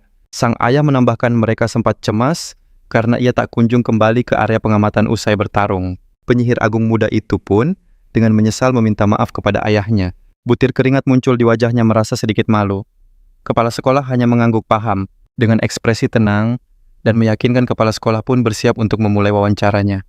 Ia berkata, karena pemuda itu sudah siuman mereka bisa segera memulai wawancara akhirnya. Sang penyihir agung yang berinkarnasi itu duduk tegak. Wajahnya serius, siap untuk tahap akhir ujian ini. Lalu kepala sekolah menyatakan bahwa ia lulus. Sebuah pengumuman yang sontak membuatnya terkejut. Ia menjelaskan sepanjang sejarah ujian masuk di sekolah ini, belum pernah ada hasil seistimewa miliknya. Dengan senyum hangat ia menyambutnya, menyatakan bahwa sekolah ini akan mendidik para penyihir pemimpin dunia. Penyihir agung muda itu sangat senang. Ia berterima kasih dan sudah tidak sabar untuk belajar di sana. Kedua orang tuanya tak bisa menahan haru. Wajah mereka penuh rasa bangga, gembira, dan tak percaya. Kepala sekolah mengamatinya lekat, merasakan ada bakat yang luar biasa dalam diri pemuda itu. Ia penasaran kehidupan sekolah seperti apa yang akan dijalani oleh anak yang sangat istimewa ini. Harapan besar tersemat pada siswa baru itu. Upacara pembukaan akademika pun akhirnya dimulai. Bangunan megah itu adalah simbol dunia elit barunya.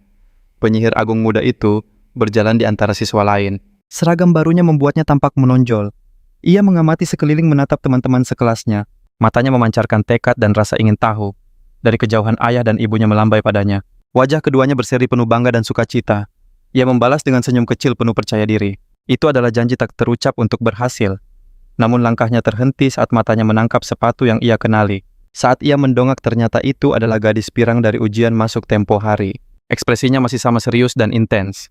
Dengan tangan terlipat, ia menatapnya tajam dan menantang. Gadis itu bertanya apakah ada yang ingin ia katakan padanya setelah kejadian tadi. Nada gadis itu terdengar kesal, tapi penuh harap. Ia kaget, lalu balik bertanya, "Memangnya kamu siapa?" Gadis itu pun murka. Ia berteriak frustrasi, tak percaya pemuda itu benar-benar sudah melupakannya.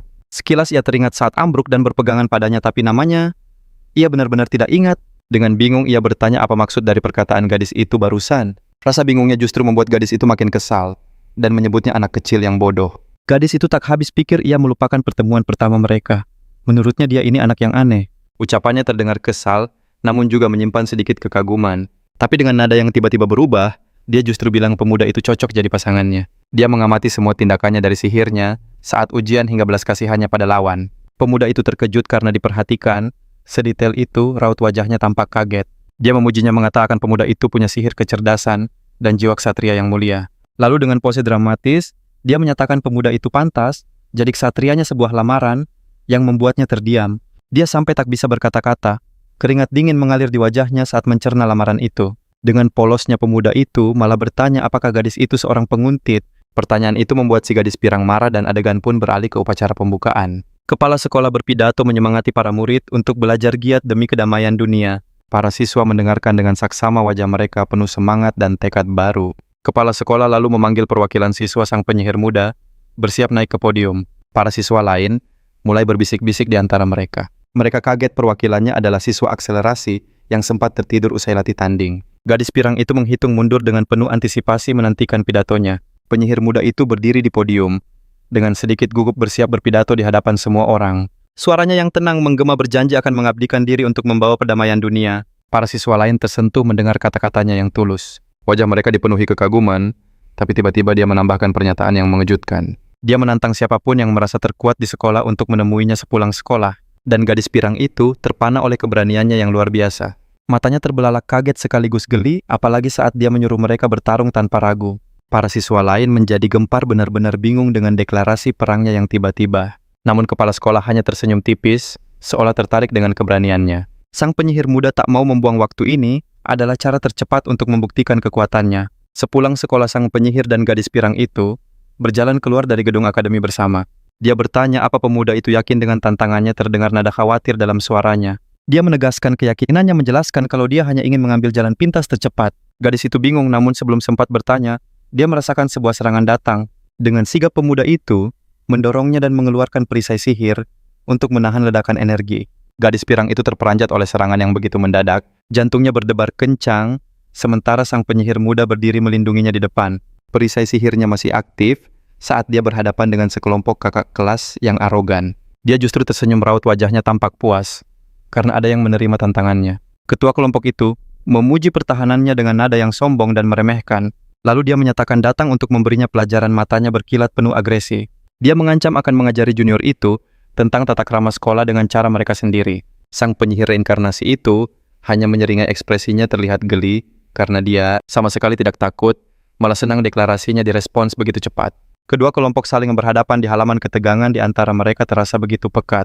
Ketua kakak kelas itu menatapnya tajam, matanya penuh dengan kesombongan dan kebencian. Sang penyihir muda membalas tatapan itu tanpa gentar. Ekspresinya tetap tenang dan santai saat dia bersiap untuk pertarungan yang akan datang. Gadis pirang itu hanya bisa menyaksikan dari samping dengan cemas sambil mengepalkan tangannya. Si kakak kelas mengejeknya, menyebutnya anak kecil yang akan diajari tata krama, yang hanya dibalas senyuman.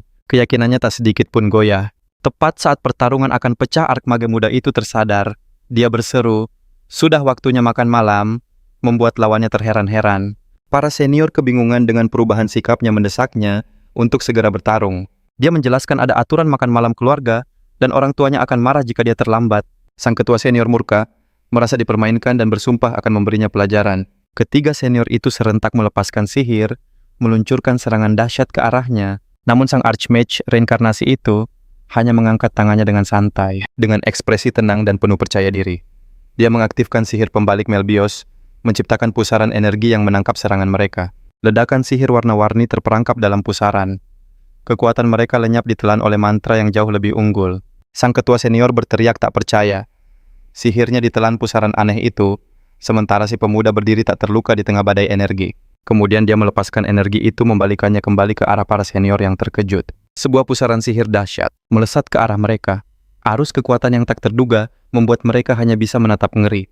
Mereka kaget dan tak percaya saat serangan mereka sendiri berbalik menyerang. Ledakan energi menghantam mereka dengan telak, membuat mereka terlempar dan tersungkur ke tanah. Ledakan dahsyat mengguncang halaman sekolah, meninggalkan jejak kerusakan di mana-mana, dan ketiga senior itu terduduk di tanah bingung oleh serangan balasan yang begitu cepat dan dahsyat. Archmage muda itu menyuruh mereka bangkit. Kali ini suaranya penuh tantangan dan percaya diri. Ketiga senior itu terbaring lemah di tengah kepulan asap dan puing-puing halaman sekolah. Mereka menatap pemuda itu dengan kaget, tak mengerti bagaimana mereka bisa kalah semudah ini. Seorang gadis berambut pirang melihat semuanya dengan bingung, bertanya-tanya bagaimana dia bisa merapal sihir tanpa memanggil roh. Tapi sang ketua senior bangkit dengan marah, berteriak tak akan kalah dari seorang pemula. Dia pun memanggil roh petir Haukar yang perkasa, bersiap melepaskan serangan terkuatnya. Sambaran petir raksasa melesat secepat kilat ke arah protagonis kita. Listrik berderak di udara menunjukkan betapa dahsyatnya serangan senior itu. Adegan beralih, seorang pria tua melihat profil siswa dengan skor deviasi hanya 32. Protagonis menatap pria itu dengan penasaran saat dia memeriksa hasil tes sihirnya. Sang profesor menunjuknya dan berteriak bahwa alat itu mustahil, salah menuduhnya sebagai kegagalan. Dengan kesal, pemuda itu sadar bahwa sang guru sepertinya sedang mencoba menjebaknya. Karena itu, dia meletakkan tangannya di alat pengukur yang langsung bersinar biru terang. Dia berkata takkan menahan diri lagi, lalu melepaskan gelombang sihir yang memenuhi ruangan. Profesor itu sangat terkejut dengan ledakan kekuatan tiba-tiba dan berteriak. Apa yang terjadi? Dua siswa lain di ruangan itu menjerit kesakitan sambil menutupi telinga mereka dari tekanan sihir yang luar biasa dahsyat. Sementara itu, pemuda itu berdiri tenang di tengah energi itu saat alatnya hancur berkeping-keping. Profesor berteriak tak percaya. Monolit itu bisa mengukur kekuatan sihir hingga skor 380.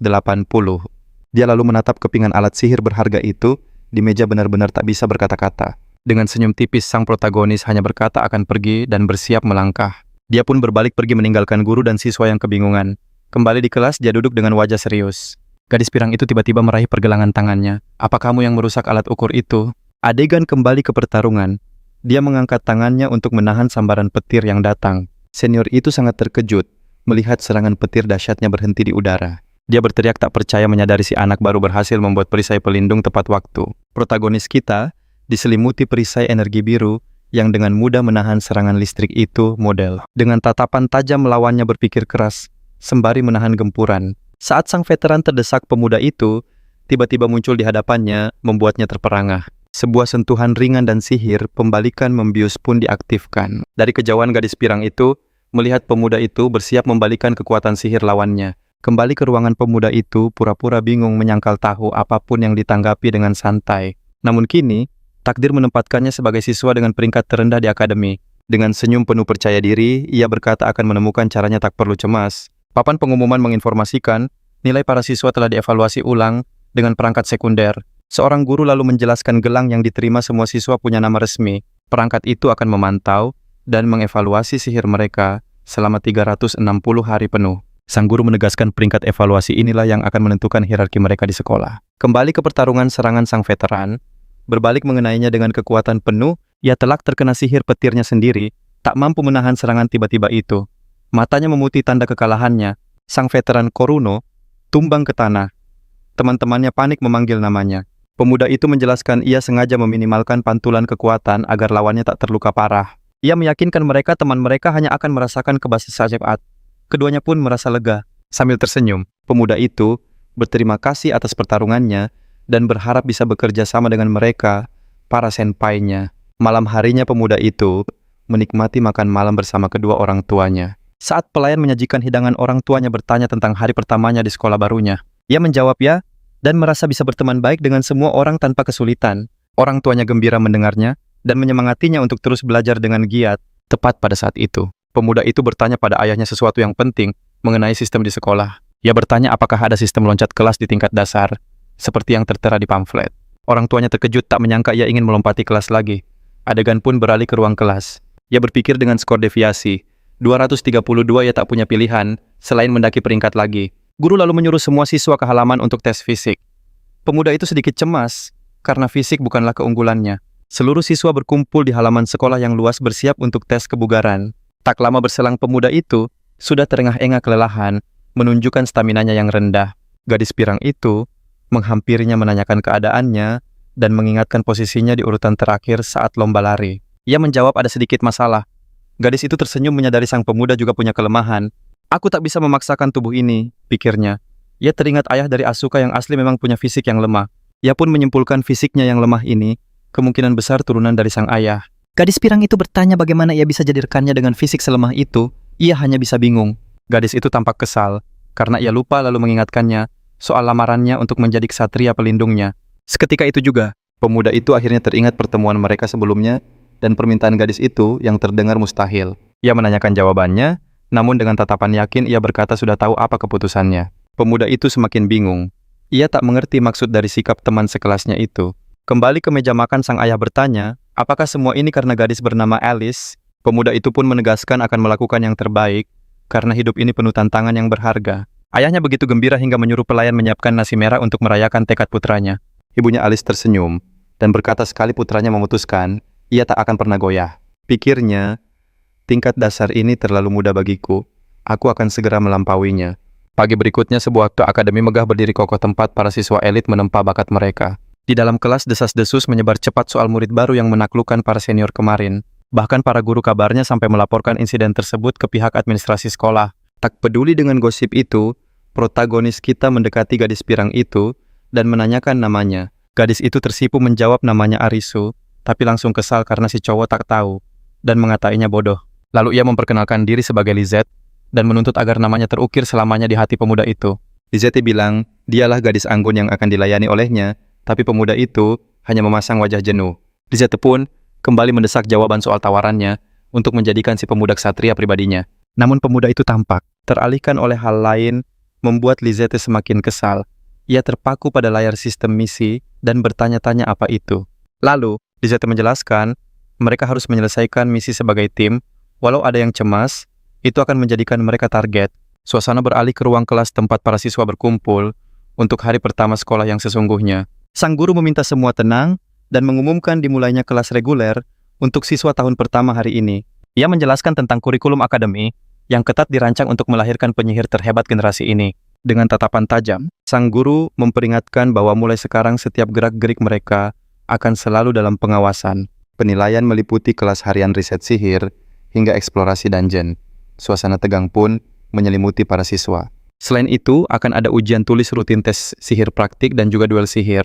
Ia menutup penjelasannya berkata, semua faktor itu akan menentukan peringkat dan skor deviasi setiap siswa. Mendengar semua itu, sang protagonis termenung menganalisis sistem evaluasi akademi yang rumit. Sementara itu, Lizette menatapnya dengan tatapan serius dalam diam menunggu reaksinya. Kemudian sang guru mengumumkan tes pertama mereka, yaitu penilaian kemampuan dasar untuk semua siswa.